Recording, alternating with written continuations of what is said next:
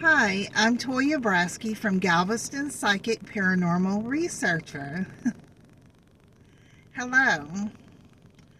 I wanted to tell you that my favorite part about doing patrol is witnessing the kind souls who stop during the day to feed the birds. I really love that. It shows that there are good souls still on earth that take time out of their day to feed our wildlife on the island. We have a lot of crows, pigeons, and seagulls that are constantly begging for food. And I just love it when I see these people stop out of their day.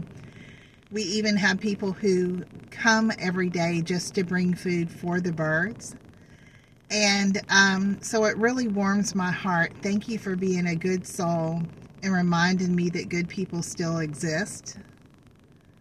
The most daunting part of my job is that those birds will not move out of my way when I'm trying to patrol. And I'm so scared that if I accidentally ever run over one because they won't move, that I'm just going to cry my heart out. I'm going to be crying so hard because I ran over a bird that I'm going to have to call my supervisor and say I can't even perform my job because I can't drive because I'm crying because I ran over a bird. So, I've already seen several of them that only have one leg or are missing a foot.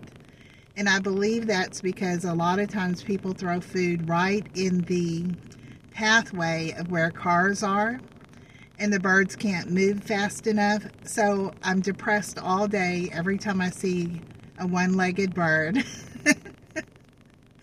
I care about animals so much, and I wanted to remind you, it doesn't take a lot to just put a food dish out for the wildlife, whether that be possums or raccoons or the birds, or to supply a water dish so that thirsty animals can get hydration. And I'm thankful to all the souls out there that care about our wildlife enough to do this. Thank you so much for caring about the animals. I'm an avid animal lover, and it warms my heart every day to see this. Also, we have a lot of people, customers and guests who every day I get to see them pushing their dogs in strollers. And I just really love that. Or we have customers who are on electric scooters, and every day they have their dog with them. People who bring cats. One time I even got to play with a kangaroo. There was a wildlife person that came, and they were letting the kangaroo use the restroom in the grass. And so of course I stopped and I was like, oh my gosh, let me pet one. I've only seen them on the internet, but I've never actually got to touch a kangaroo.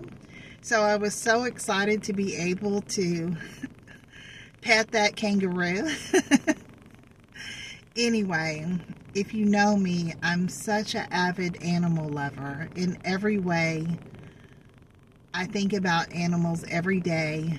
Really, really, very much to my own suffering, because I can't stand to see animals suffer, even when I'm at my job and I see those kind of rat traps that have the, like almost at every store or business, you see these rat traps outside. And I just think that it would kill my heart. I would probably end up being fired if I ever heard a little mouse or a rat crying inside one of those things. I would break into it and release the mouse or rat. And if I was on camera, I know I'd get fired for it. But I just want to tell you that mice and rats are sentient animals. They are sentient beings. And they are so smart and they are so intelligent, and they've never really hurt anyone. It doesn't take anything to put out catch and release traps. I remember that when I was growing up, we had a little mouse in our house, the really tiny little ones, and we named him Ben. And Ben used to run back and forth in our living room while we were watching TV. And none of us got upset. We were just like, there's Ben, you know. And about 3 weeks ago, my cat, Tangy, brought in a mouse. I went to let her in from outside, and I didn't know that she had a mouse in her mouth. So I let her in the house, and then my house was like a circus because my cat had the mouse in her mouth. Then I have rat terriers, and you know rat terriers are trained to kill rodents. So my whole house was a circus. I was trying to save the mouse, so I made my cat drop it. The mouse got loose. It's still in my house somewhere. I've never found it since. I'm not disturbed that the mouse or the rat is in my house. I just wanted to save it before my animals killed it. So anyway, I have not seen it. I hope that it escaped. I hope that my rat terriers or my cat did not eat it while I was gone at work. But anyway, that's my story for today. Bye.